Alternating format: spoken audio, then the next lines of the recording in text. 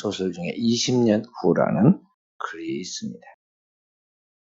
고향에서 중마고로 지내는 두 친구가 이제 어느 날 자기들의 꿈을 나누었습니다. 앞으로 나는 어떤 사람이 되어야겠다, 그런 꿈이 있잖아요. 한 친구는 자기 꿈을 이야기하기는, 나는 내 고향이 이 뉴욕을 떠나지 않고 내가 살고 있는 이 뉴욕의 이 마을을 그냥 잘 지키면서 소박하고 정직하게 살고 싶다, 그렇게 이야기했습니다. 또 한 친구는, 나는 이곳이 너무 지겨우니까 이제 이 고향을 벗어나서 정반대 저 서부 지역으로 가가지고 큰 야망과 포부를 가지고 돈 좀 많이 벌어보고 싶다, 그랬습니다. 그리고 약속하기를, 두 친구가 앞으로 20년 후 꼭 그날 우리가 헤어졌던 이 장소로 와서 다시 만나자, 그렇게 약속을 했어요. 그러잖아요, 연인들이 다음에 눈 오는 날, 첫눈 오는 날 만나자, 그러잖아요. 그런데 지금 두 친구가 20년 후에 이제 바로 약속한 이 자리에서 만나자고 그렇게 약속하고 헤어졌습니다. 그렇게 해서 20년이 지나서 고향에 살겠다고 한 그 친구는 꿈대로 그 지역에서 계속해서 살다가 그 지역을 지키는 경찰관이 됩니다. 그리고 20년 후가 지나서 더 이제 친구가 헤어졌던 그 장소에 약속한 대로 와서 만나게 되는데, 또 한 친구는 무엇이었느냐, 그날 만나고 보니까요, 경찰에서 수배 중인 자기가 잡고 있는 그 범인이 자기 친구가 되어가지고 거기에 와 있었어요. 이 엄청난 격차가 벌어졌습니다. 20년이라는 시간 속에서 두 사람이 그 피할 수 없는, 예측할 수 없는 어떤 환경의 변화, 또 상황을 보여주고 있는 것입니다. 우리의 미래는 이처럼 예측할 수 없고 우리의 생각과는 다르게 풀려가고 있는데, 과연 우리들도 이 순천이라는 이 남쪽의 한 도시, 그리고 한 교회에서 하나님 앞에 예배하면서 신앙생활을 하고 있는데, 우리의 운명들은 어떻게 바뀌어가게 될까요? 20년 후에 우리의 모습은 또한 어떻게 되어가고 있을 것인가 하는 것이죠. 다양한 변화가 있겠죠. 어쩌면 20년 후에는 세상을 떠나는 분들도 많이 있을 것입니다. 그리고 결국은 우리 모두 다 이제 이 땅을 떠나서 결국에는 역사의 주관자이고 심판자 되시는 하나님 앞에 서게 될 것입니다. 그때 우리의 모습은 어떻게 달라져 있을까요? 어떤 모습으로 서게 될까요? 정말 그런 생각을 하게 되면은 하나님 앞에서 우리가 두려움과 또한 경건한 삶을 살지 않을 수가 없게 되는 것이죠. 오늘 성경은 우리에게 그리스도인이 이 땅에 살아가면서 하나님 앞에서 하나님의 목적인 그리스도인은 이 땅에서는 하나님 앞에서 진정한 축복을 받고 영원한 행복을 누리기를 원하고 있는데, 그래서 믿음에서 아브라함을 처음 부르시다신 말씀이 너는 복의 근원이 될지니라고 말씀하셨고, 내가 누구를 축복하더니 내가 축복하는 자를 내가 또 축복하겠다고 말씀도 하셨어요. 그래서 이 그리스도인은 그와 같은 하나님의 축복의 주인공들인데, 오늘을 살아가는 그리스도인에서 우리가 과연 이러한 진정한 그리스도인의 행복을 소유하고 살아가고 있는가 하는 것입니다. 그리고 무엇이 진정한 그리스도인의 행복, 그리스도인의 축복이냐 하는 것이죠. 그 진리를 오늘 로마서 4장의 말씀 속에서 우리에게 가르쳐주고 있습니다. 여기 로마서 4장 3절과 5절, 그리고 여기 보면 7절, 8절이 다 동일한 이야기를 계속해서 반복해 설명해주고 있는데요. 이 내용이 뭐냐면 핵심이 믿음으로 의롭다함을 얻는다는 그 이야기입니다. 이것을 한문으로 하면 칭의, 의롭다 일컬음을 받는다, 그런 말인데요. 이 칭이라는 교리입니다. justification, 칭의, 이 말이 무엇인가를 우리가 확실하게 이야기될 때 그리스도인의 행복이 무언가를 우리가 깨닫게 되는 것이죠. 많은 사람이 교회를 다니면서요, 하나님 믿는 사람으로서 그 내면에 깊은 평화가 있고 행복이 있어야 하는데 그것이 없이 신앙생활을 뜬구름 잡듯이 다니는 사람이 많이 있고, 아니면 우리의 신앙이 여전히 구약시대 유대인들처럼 율법적인 그런 잘못된 율법에 대한 인식에 대한 신앙생활을 하고 있는 사람도 있고, 또 신약시대 예수님 당대의 유대인들처럼 그 그리스도인의 축복이 뭔지를 알지 못하고 하나님 걸 자기가 꾸며내가지고 그렇게 행복한 것 같이 축복받은 자인 것 같이 그렇게 외식하는 그런 신앙인도 있는 것을 보게 되죠.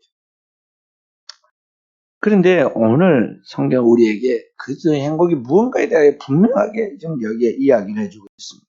그래서 오늘 우리가 이걸 알아야 돼요. 먼저 이 로마서 4장의 사도 바울은 유대인들이 지금 잘 모르는 것을 지금 유대인들에게 좀 설명해 줍니다. 예수를 믿어야 구원한다는 진리를 유대인들이 모르기 때문에 다 유대인들도 하나님을 믿고 구원받기를 바라는데, 그러는데 예수를 믿어야 구원을 받는다는 이 진리를 모르기 때문에 예수 믿는 사람들을 핍박하고 예수를 십자가에 처형하고 그리고 예수 믿는 사람들을 죽이기까지 하잖아요. 그래서 여기 예수를 믿어야 구원한다는 이 진리를 이해시키려고 오늘 이 말씀을 하는 것이죠. 먼저 유대인들은 스스로 자신의 너무 긍지가 강했어요. 내가 이 세계에 대해서는 이 유대인들은 스스로 하나님의 선민으로서 하나님 앞에서는 율법에 대해서만큼은 내가 제일 잘한다. 율법의 정통자라고 자기를 자부하고 있었다는 것이죠. 그래서 사도 바울은 너희는 율법이 뭔지도 모른다. 최고로 율법에 대해서 잘한다고 말하고 있는 너희가 진짜 율법이 뭔지를 모르고 있다고 지금 지적을 해요. 그래서 사도 바울은 율법의 대학자예요. 그게 뭐냐면요, 율법은 너희들이 지금 어떻게 알고 있냐면 지켜서 구원을 받는다고 그렇게 생각하고 너희 스스로 율법을 지키려고 노력하고 지켜서 너희는 구원받았다고 이제 자부를 하고 있지만은 사실은 율법은 그런 기능이 아니다. 율법으로는 로마서 3장 20절에 정확히 이야기를 뭐라냐면 율법은 죄를 깨달음이라. 그 율법으로는 내가 얼마나 큰 죄인이라는 것을 인식하여 깨달을 수 있도록 하기 위해서 하나님이 거울처럼 딱 보여줬다면 너희 자화성을 보아라. 너가 얼마나 큰 죄인으로서 너는 구원받을 수 없는 자인 너를 보아라. 그런 것이다. 그런데 자꾸만 율법을 지켜서 구원받으려고 할 뿐만 아니라 아브라함도 율법으로 구원받았고 다윗도 율법으로 구원받았고 그래서 우리도 율법으로 구원받을 것이라고 그렇게 자부하고 있는데 틀렸다는 거예요. 신앙의 근본이 틀렸다는 거예요. 놀라운 일이죠. 2000년 동안 예수 이전에 2000년 동안 아브라함 때부터 그들이 신앙생활을 해온 그 믿음의 엉터리라는 거예요. 근본 뿌리부터 잘못되어 있다는 것을 지금 사도 바울이 지적해요. 어쩜 그럴 수가 있을까? 몇천 년을 믿었는데 어떻게 그들이 율법이 뭔지를 몰랐다는 거예요. 이해가 그들 스스로 안 되겠지만 사도 바울은 은혜를 받고 확실하게 깨닫고 보니까 참음이 됐다는 거죠. 그러면 율법은 뭐냐?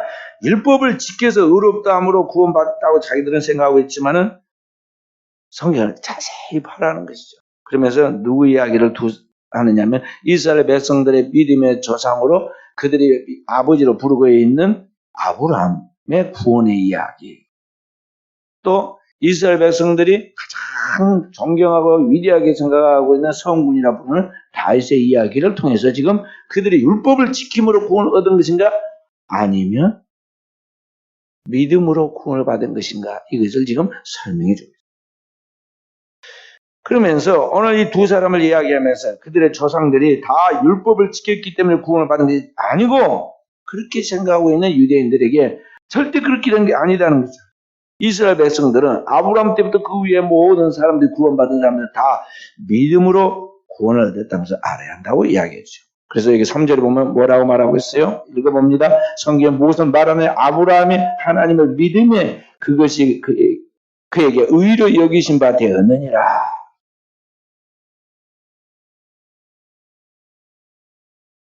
하나님이 거룩하다, 의롭다 그렇게 여기서 구원시켜주는 사람 아브라함은 놀랍게도 율법을 지켜서 구원을 받은 사람이 아니다는 거예요. 그러나 하나님께서 그의 믿음을 의로 여기셨다는 거예요. 자, 그래서 오늘 그 이야기를 이야기해 주고 있는데요. 아브라함이 하나님을 믿으니 하나님이 그 믿음을 의로 여기셨다. 그러니까 아브라함의 이야기를 좀 성경 읽어보면 아브라함도 실수를 참 많이 해요. 좀 못된 짓을 많이 합니다. 그래서 아내에게 특히 실수를 많이 해요. 자기 아내를 갖다가 바로에게 팔아먹기도 하고 아내이면서 아내 아니다고 그렇게 말을 하고 자기가 살려고. 또 자기 하나님이 분명히 아내 사라를 통해서 언약의 씨가 주어질 것이라 하나님 분명히 그렇게 말씀하셨고 그 씨가 천하 만민들에게 복을 줄 것이라고 그렇게 하나님 분명히 그렇게 말씀했는데 그는 나중에 인간적 방법으로 그렇게 자기 후손을 얻으려고 수단 방법을 가리지 않고 그렇게 나가는 야비함 또는 비겁함도 보이잖아요. 자, 그런데 어떻게 아브라함이 하나님 앞에서 의롭게 여겨져서 구원을 받느냐 하면서 여기 설명을 하기를 아브라함이 하나님을 믿으니 그 믿음을 그에게 의로 여기셨다고 말씀하고 있다는 것이죠. 어디에 그 말씀이냐? 창세기 15장 6절에 그 말씀을 말씀하고 있어요. 어느 날 밤에 하나님께서 아브라함에게 임재하셔서 말씀하십니다. 나와봐라 밖으로. 텐트 밖으로 나가니까 하늘의 별을 보아라. 반짝반짝 빛나는 그 중동의 빛나는 별들을 보면서 내 후손 이와 같으리라 하나님 말씀했어요. 아브라함의 얘기가 아닙니다. 지금 인생을 많이 산 노인이에요. 그러니까 아주 달아질 대로 달아지고 약을 대로 약아가지고 그 말을 곧대로 믿을 수가 없어요. 왜냐하면 자기가 지금 아기를 낳을 수 있는 그러한 생산의 능력이라든지 자기 아내가 젊다든지 그런지 아는지 알고 있고 지금부터 아이를 매일 저녁 하나씩 낳아도 저 하늘의 별처럼 된다는 건 말이 안 되는 소리예요. 그런데 지금 하나님이 내 후손이 이와 같으리라 하늘의 무뼈를 가리키면서 하나님 말씀하실 때 성경에 뭐라고 말씀하느냐 아브라함이 하나님을 믿었다. 하나님의 약속을 아멘하고 받아들였는데 그 하나님을 믿는 그 믿음이 하나님을 감동시켰다는 아브라함이 너희 믿음이 어떻게 하냐면 어린아이와 같이 되지 아니하면 하나님 나라에 들어가지 못한다고 그랬잖아요. 그러니까 어린아이의 가장 특징은 뭐냐면 순수함 그대로 믿어버립니다. 다 믿어버려. 아브라함이 하나님이 이렇게 말씀할 때 자기의 노련한 경험, 인생의 여러 가지 그런 것들 다 있었지만 다 내려놓고 하나님이 말씀하신 어린아이처럼 그대로 순진무구하게 순수하게 믿어버렸다는 거죠. 그리고 그걸 믿으니 하나님이 그 믿음을 의로 여기시고 그를 구원해 주었다는 거예요. 자, 우리가 잘 아는 대로 아브라함의 믿음으로 의롭다움을 받은 이때는 뭐냐면 예수님의 탄생하기 2000년 전이에요. 그런데 이 아브라함 내 후손 이와 같으리라. 천하 만민으로 말하면 복을 받으리라고 말씀할 때 아브라함이 자기 씨가 주어질 것과 아직 태어나지도 않았어요. 그래서 씨가 주어질 것과 그 씨로 말미암아 천하 만민 구원받을 것을 알았는데 더 나아가서 자기 씨라는 것을 자기 몸에서 직접적으로 오늘 태어난 그 자손뿐만 아니라 그 씨 중에서 진짜 하나님의 씨인 하나님의 구원자 메시아 예수 그리스도가 오실 것과 예수 그리스도가 오셔서 천하 만민을 구원시킬 것을 다 믿었다는 거예요. 성령으로 말미암아 그런 믿음을 소유하게 된 거예요. 인간적으로는 계산적으로 알 수 없는 것이고 믿을 수도 없는 거잖아요. 그런데 그대로 믿었어요. 나중에 예수님이 그걸 분명하게 증거해 줍니다. 어느 날 여기 예수님께서 말씀을 계속 증거하니까 유대인들이 이야기합니다. 믿지 않고 계속 예수님을 내가 하나님의 아들이냐고 물어보면서 그렇게 하니까 예수님께서 너희가 아브라함의 후손이면 나를 믿을 것인데 아브라함의 후손이 아니기 때문에 너희가 나를 믿지 않는다. 그러면서 뭐라고 그러냐, 예수님께서. 너희 조상 아브라함은 나의 때 볼 것을 즐거워하다가 보고 기뻐하였느니라. 그러니까는 유대인들이 깜짝 놀라서 그렇게 말합니다. 기겁을 하면서. 아니, 내가 나이가 아직 50도 못 되었는데 어떻게 아브라함을 보았느냐? 그렇게 말하죠. 아브라함이 좀 예수님이 때를 보고 막 미리 기뻐하고 즐거워했다고 그러니까 네가 50도 못 되는데 2000년 전에 있는 아브라함이 언제 보았고 네가 아브라함이 너의 때를 보고 지금 현재 하고 있는 걸 보고 기뻐했다고 말하느냐는 거죠. 그러니까 예수님이 뭐라고 답하죠? 아브라함이 있기 전에 내가 있었느니라. 그러니까 이 사람들이 막 이 인간의 지식과 상식을 이해할 수 없으니까 머리가 막 도는 거예요. 그래서 돌을 들어가지고 막 예수님을 치려고 그랬어요. 그리고 예수님은 뭐라고 미쳤다고 그랬어요. 예수님의 신성과 그분의 영원한 하나님의 아들로서 태초부터 영원 전부터 계시는 하나님이신 것을 그들 모르기 때문에 믿지 않기 때문에 그런 것이죠. 그 예수님께서 증거한 것 같이 오늘 아브라함은 자기의 때 장차 자기의 씨 중에서 장차 인류의 구세주인 예수 그리스도 오시고 그를 통해서 천하 만민의 구원하는 것을 바라보고 막 기뻐했다는 거죠. 그래서 내 후손이 이와 같으리라 하나님 말씀하실 때 그래서 그대로 믿고 기뻐했다 이 말이에요.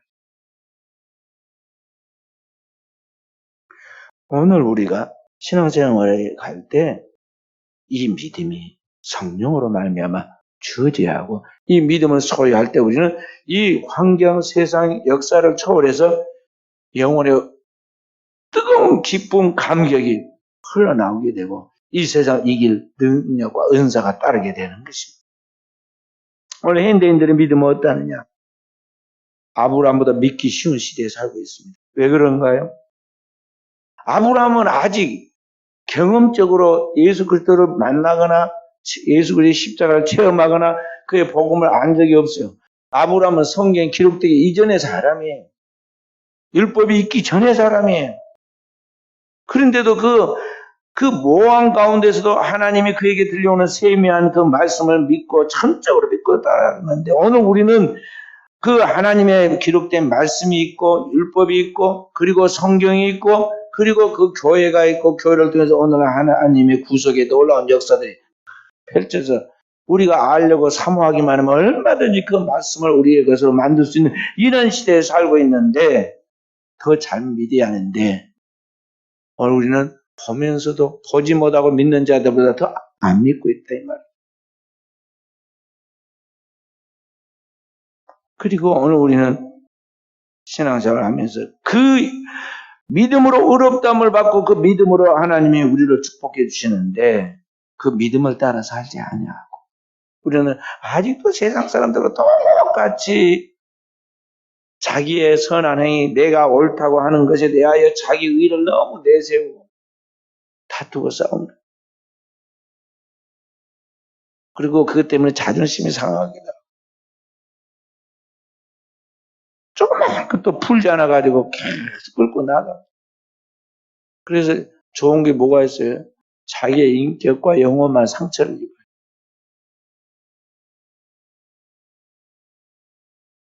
사도 바울은 오늘 이 말씀을 들은 사도 바울은 로마의 음침한 감옥에서 삽니다. 그 로마의 시민권을 가지고 최고의 학력과 또 최고의 율법의 학자로서 또 영성에 뛰어난 사람으로서 얼마든지 그가 잘 살 수 있었어요. 세상에서. 그런데도 불구하고 일부러 자원해서 복음을 전하여 그 복음 때문에 감옥에 갇혀서 살아가면서도 그리고 사형수라는 신분에 처해 있어요. 죄수라고 사람들은 객관적으로 이렇게 부르고 있는데도 불구하고 그 영혼에 우러나온 기쁨과 감격이 하늘과 땅을 진동시키잖아요. 빌보 감옥을 진동시키고 거기에 둘러선 간수장 또는 백부장 다 그 앞에 와서 어찌해야 구원 얻느냐고 묻잖아요. 그리고 역사를 변화시킵니다. 도대체 그에게 무엇이 있는데 그와 같은 감격에 사로잡혀 살아가는가? 밖에 있는 그들은 로마의 그 권력과 그 힘을 가지고 먹고 마시는데 그들보다 부족함이 없는 사람이 더 나은 사람이 없을 정도로 풍요함을 누리고 살아갑니다. 많은 땅에 있는 쾌락을 누리면서 살아갑니다. 그래도 행복하지 못해서 맨날 불평과 원망과 절망 속에서 싸우고 전쟁하고 난리인데 도대체 그 속에는 뭐가 있는지 저와 같은 기쁨과 감격이 있는가? 그 앞에 좀 더 경청하잖아요. 그래서 로마가 기독교로 복음화되어 나가는 과정들 보면 이 풀뿌리같이 아래로부터 계속 변화가 일어나요.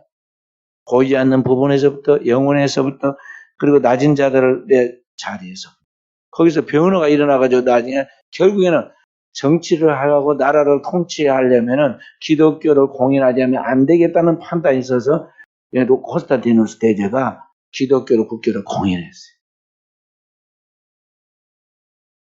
그러니까 오늘을 살아가는 우리에게 과연 이런 믿음의 감격과 기쁨이 오늘 여러분과 제가 이 세상을 살아가면서 기독교 신앙의 핵심인 오늘 우리가 하나님 앞에 의롭다함을 받는 것은 행위로 말미암아 되어진 것이 아니라 우리의 행위로는 처음부터 끝까지 하나님 앞에 반드시 죽어야 할 죽을 수밖에 없는 죄인들이라는 것, 죄 덩어리라는 것을 알고 그것이 아니라 그리스도 예수께서 우리를 위하여 행하신 그 십자가의 보혈의 공로를 통해 우리를 구속해 주시고 우리를 죄 없다고 하나님께서 인정해 주시는 그 하나님의 복음의 말씀을 믿음으로 말미암아 우리가 의로워졌다 이 사실.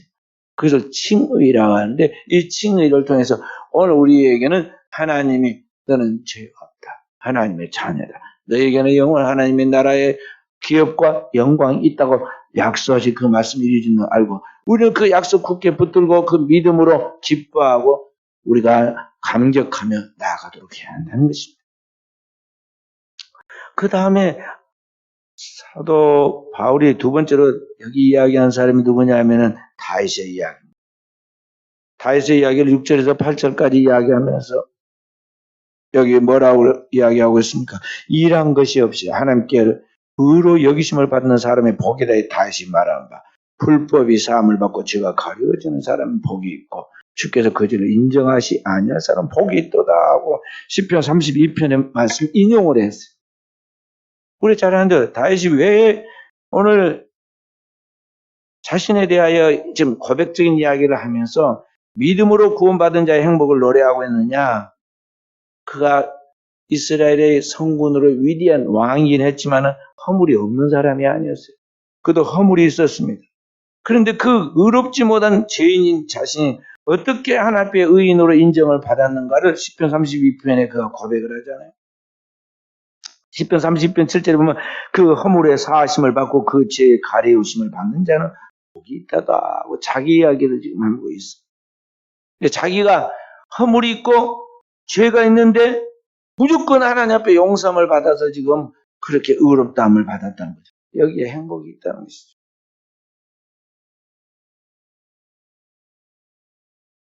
다윗은 돈과 권력과 명예를 다 가진 사람이에요.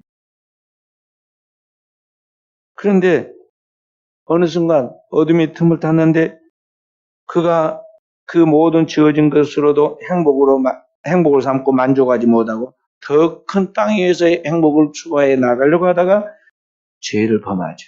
자기의 부하 바세바의 이 부하 우리아의 아내인 이 바세바를 범하고 그 죄가 드러날까 두려워가지고 바세바의 남편 우리아를 함정에 빠뜨려 죽게 하죠. 그렇게 해서 죄가 덮어지기를 바랐는데 없었던 일로 하고 싶었는데 결국 그것이 숨겨지지 않죠. 드러나죠. 다윗은 그런 약점이 드러나는 것이 죽기보다 두렵고 싫었지만은 그게 드러났어요. 그게 하나님의 사랑이에요. 왜냐하면 하나님은 다윗의 죄가 드러나서 이 땅에서 그 죄의 문제를 처리해서 해결해야 지옥에 들어가지 않기 때문에 다윗의 그 죄가 드러나도록 만드시죠. 그래서 나단 선지자를 보냅니다. 항상 왕을 위하여 기도하는 선지자가 있었는데 여러 선지자들이 있었는데 그중에 나단 선지자가 기도하다가 용기를 내가지고 가서 왕을 질책을 하잖아요. 사실 그게 쉬운 일이 아니에요. 우리나라에서도요. 조선시대 500년 역사를 연구해보면 그 연구해보면요. 간신들은 계속 왕의 비유나 맞추고 이빨린 소리나 하고 진짜 실력 있는 실력자들과 충신들은 왕에게 이건 아닌 것은 아니다. 이렇게 나가면 잘못된다고 그의 뛰어난 분별력과 학식과 경험을 가지고 왕에게 진언을 합니다. 그러면은 그걸 귀하게 생각하고 옆에서 지지해 줘야 하는데요. 시기 질투하는 주변에 있는 간신배가 숫자가 많으니까 그들이 그냥 때를 지어가지고 이들을 모함을 해가지고 왕을 대적하는 그런 반역자들로 몰아가지고 그래서 그들이 대개 가서 처형당할 사약받거나 아니면은 귀양을 가지고 지금도 잘 안 가는 저도 한 번도 아직도 못 가봤는데 저 흑산도까지 귀양을 보내고 그때는 탐나국이라 불렀던 저 제주도까지 귀양을 보내버렸어요. 그렇게 보냈어요.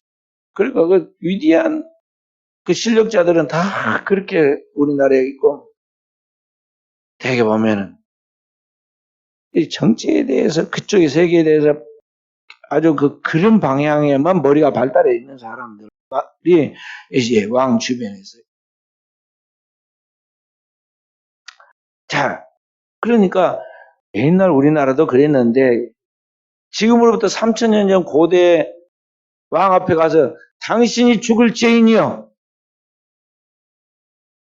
못된 인간이라고.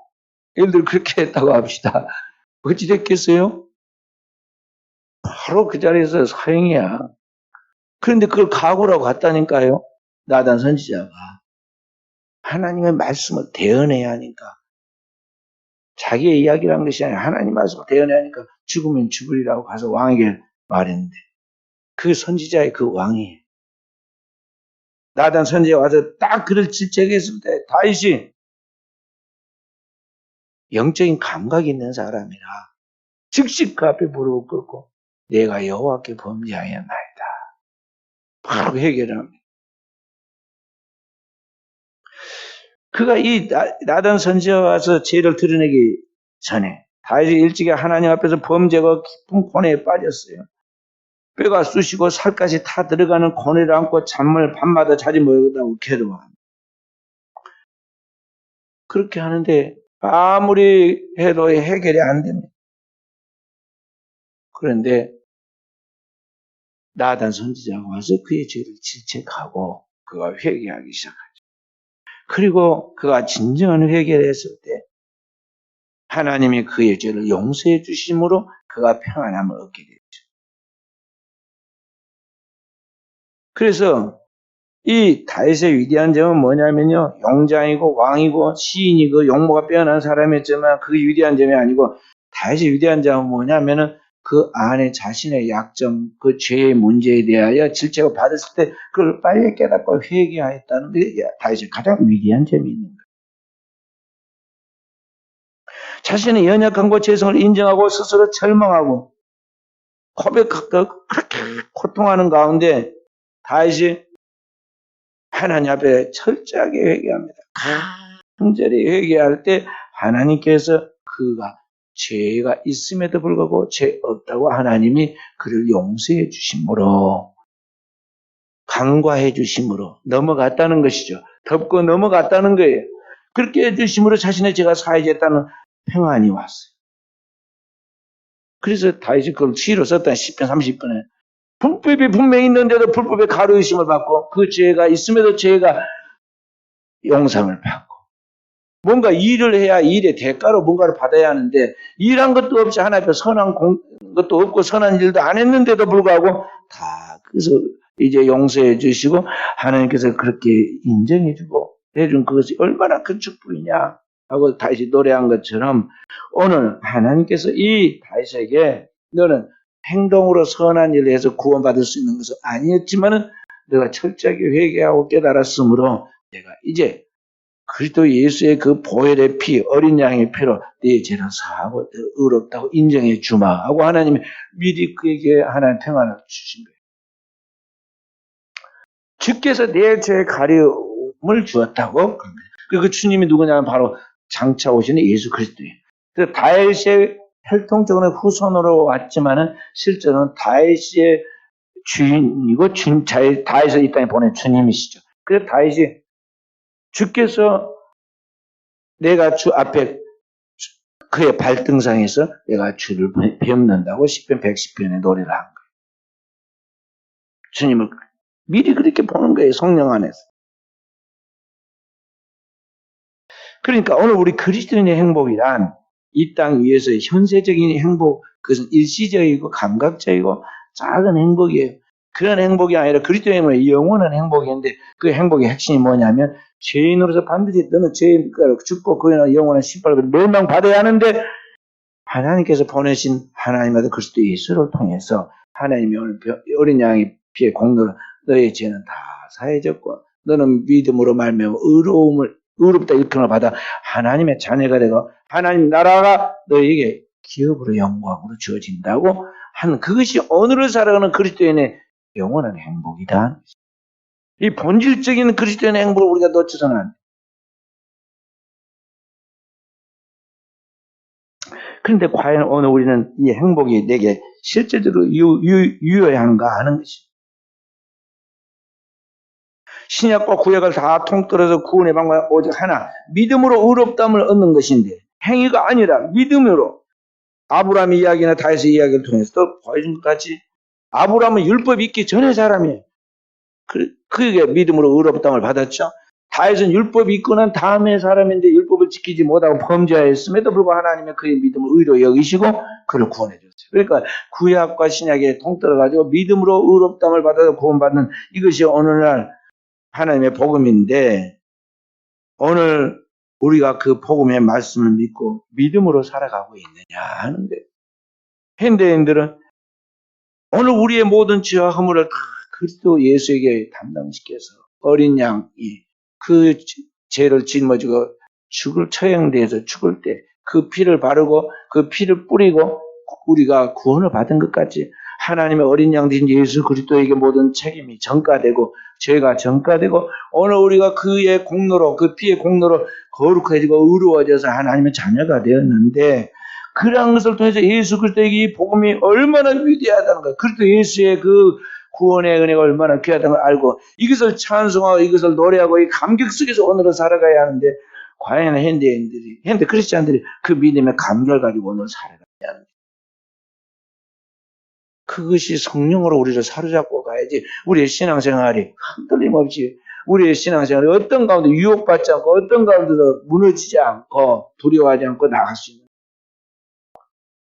이 기초가 없으면요 우리는 금방 이쪽으로 넘어졌다 또 정반대로 다른 쪽으로 넘어졌다 하면서 막 갈대처럼 흔들리는 거예요.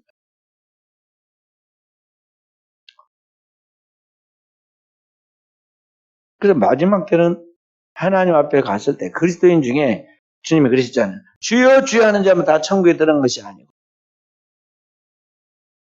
오직 내 아버지 뜻대로 행하는 자에 들어간다 그랬는데요. 나중에 안 믿는 사람은 이제 안 믿으니까 반드시 안 믿는 죄값으로 지옥 가고 믿는 사람들 중에서 천국 가서 지옥까지 딱 구분되는데 무엇이 다르냐면요. 분명히 그리스도 예수를 믿는다고 말하긴 하지만은 실제로 자신의 삶 속에서 그리스도 예수의 그 피의 공로를 통해서 내가 확실하게 거룩하게 되었다는 이 사실을 믿는 사람, 믿고 의로움을 자신이 받았다는 이 사실을 믿고 확신을 하나님을 속일 수는 없잖아요. 그 앞에서 감격과 기쁨과 능력으로 오늘을 살아가는 사람은 하나님 뜻대로 사는 사람이기 때문에 천국에 거침없이 들어가는 것이고 그가 과거에 뭐가 되었든 상관없어요. 일생을 동안 범죄하는 그런 죄수였다 할지라도 주님 앞에 상관없다니까요. 주님 데리고 가고 아무리 사람들 보기에는 반듯한 것 같이 잘 위장을 했다 하더라도 하나님께서 그날에 딱 불꽃 같은 하나님의 눈으로 살펴보고 너는 가짜가 평가되면 불이 사르듯이 다 쌀라버리고 천국에 못 들어간다는 거예요. 그래서 우리는 진짜 이 믿음을 가지고 오늘을 살아가는 깨어있는 영적인 종들이 되어야겠어요. 할렐루야. 오래전에 나온 영화 중에 바나바라는 흑백 영화가 있습니다. 이 바나바라는 이 흑백 영화에 보면요, 안소니 퀸이라는 아주 연기 잘하는 배우가 나오는데, 이 바나바가 누구냐면 성경에 나와 있는 예수님 우편에 있는 강도, 예수님 달릴 십자가에 달릴 그 강도. 그러니까 예수님 십자가 가지고 두 명의 강도를 살렸어요. 하나는 진짜 몸뚱이까지 살려주고, 하나는 영혼만 구원시켰던 사람이 나오는데, 그날 사형당할 최고의 악랄한 그러한 그 죄수가 바라바였어요. 그래서 일부러 예수님을 풀어주려고 빌라도가 바라바와 예수님을 세워놓고, 바라바와 예수와 누구를 풀어주겠느냐. 6월절이란 너희들 유대인의 최대 명절이 되면 내가 너희들에게 특사를 한 명씩 풀어주는데 누구를 풀어주겠냐. 분명히 예수라고 그럴 줄 알았어요. 왜냐면 그가 죄 없는지 다 사람들이 아니까. 시기로 넘긴 줄 다 아니까. 그 놀랍게도 바라바라고 그러잖아요. 돈을 받고 사주받고 나간 백성들이 현혹돼가지고 예수를 넘기잖아요. 그때 살아난 사람이 그 바라바한테 바라바로 서이다 그러잖아요. 그 사람 이야기를 지금 영화로 만든 거예요. 그 바라바가 사형수로 죽게 되었는데 분명히 그날 죽을 줄 알고 말이죠. 막 악에 맞춰가지고 그러고 있는데 그 죽음의 자리에서 죽을 줄 알았던 그가 예수라는 사람이 갑자기 하나 등장을 하다니 그 예수를 십자가에 못 박고 바라바를 특사로 풀어주라고 예고도 없던 일이 갑자기 그 앞에 벌어집니다. 그러니까 이 바라바가 살아나오면서 죽지 않고 살아나오면서 너무나 놀래가지고 어떨하고 멍한 채 감격과 흥분이 막 겹쳐가 이상한 표정을 지어요. 안소니 귀인이 그 연기를 잘했어요. 그렇게 하고 그가 나중에 이제 살아나오기 전에 도대체 저 예수가 누군지 이제 그때 처음 봤거든요. 그래서 예수가 누군데 저 사람 때문에 내가 살아나는 거, 왜 저 사람은 또 저렇게 죽는 거, 내 대신. 아니, 이 유대 세계에 나보다 더, 악랄한 사람이 있단 말이야? 그렇게 가만히 관찰해 봅니다. 관찰해 보니까 죽을 것이 하나도 없어요. 그 밑에서 보니까 예수가 하시는 십자가에서 하는 이야기는 전부 뭐예요? 7마디. 아버지, 저들의 죄를 사하여 주십시오. 저들은 자기 하나님 무엇인지 알지 못합니다. 그래서 마지막 내용을 아버지 손에 부탁하나이다. 자기와는 질적으로 완전히 다른 삶을 살고 그렇게 기도하고 가는 것을 보잖아요. 그리고 그가 누군가에 대해 계속 번민에 쌓이고 고민에 쌓여가지고 그렇게 이제 그 추적을 하면서 자기의 삶의 터닝 포인트가 이루어져요. 세상만 살아가는 이야기를 지금 풀어놓은 게 그 바라바라는 영화인데요. 고대 명화죠. 오늘 여러분과 제가 죄악 때문에 반드시 죽어서 영원한 심판을 받아 지옥에 떨어지게 되어 있는데 그 멸망의 끝자리에 있는 나를 대신해서 주님이 오셨고 십자가를 지셨고 그 주님으로 말미암아 내가 예기치 않은 구원을 받았어요. 우리가 아직 죄인 되었을 때 경건치 않은 그때 그리스도 예수께 십자가에 죽고 그의 피로 의롭다함을 얻어 오늘 우리가 하나님의 거룩한 의를 덧입고 칭의 그리고 우리가 하나님의 자녀의 권세를 누리게 되었고 하나님 나라에 당당히 들어갈 수 있게 되었다. 그렇기 때문에 오늘 우리는 이 감격이 우리를 사로잡고 나가도록 해야겠어요. 1970년대 교계의 베스트셀러 작가였던 감옥생활의 찬송생활로라는 책의 저자의 멀른 케도로스라는 사람입니다. 이 사람이 전과자이고 포악한 공수대원이고 유명한 도박꾼이고 암시장 거래꾼이었어요. 감옥을 자기 집처럼 들락거리는 사람입니다. 교회를 다니긴 다니는데 할아버지 강요 때문에 억지로 끌려서 교회 다녔어요.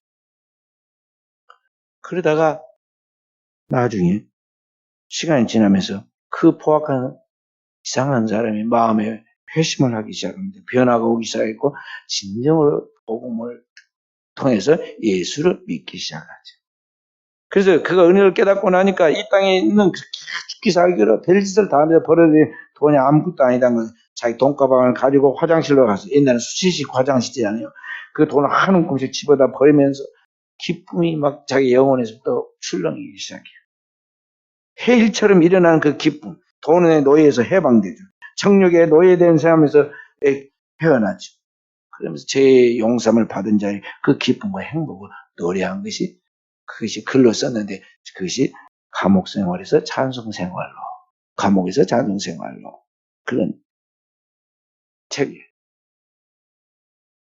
오늘 우리는 하나님 앞에서 이러한 감격이 그리스도야겠습니다. 믿음으로 의롭다면 여김 받은 아브라함이 그랬고 다윗이 그랬고 초대교회 성도들이 그랬고 오늘을 살아가는 진짜 은혜 받은 성도들이 다 이러한 감격이 있다는 걸 알고 오늘 우리가 이러한 복음에 서서 이 기쁨에 사로잡혀서 매일 순간 살아가야겠습니다. 우리에게는 그 영원한 나의 삶의 동반자이신 주님이 계십니다. 세상 끝날까지도 항상 함께 하리라고 약속한 그 주님이 계십니다. 주님과 함께 우리의 영혼을 승리해 나가는 깨어있는 종들로 하나님 앞에 영광 돌려야겠습니다.